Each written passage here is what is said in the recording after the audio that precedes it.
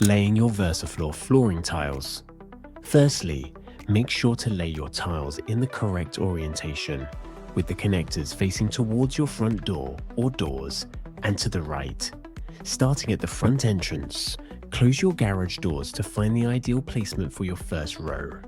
Moving left to right, facing inwards, connect the first front row of tiles, leaving enough gap for your edges in front of your doors.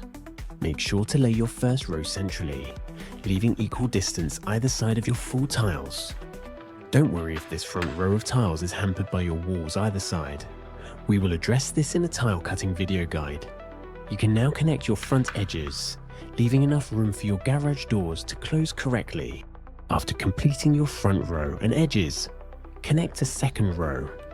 Now moving as close to your side walls as possible using full tiles. Connect a side row, again using full tiles to the left-hand side of your garage running from front to the rear of your space. Check all your tiles are straight and that you still have your center tiles in line with the center of your garage doors. Now it is time to fill the rest of your space with your floor remaining tiles, again using full uncut tiles. Working left to right, connect the remaining tiles starting at the rear back row of your garage, working your way to the front. Remember to check that the tiles are still aligned correctly with the middle point of your garage doors.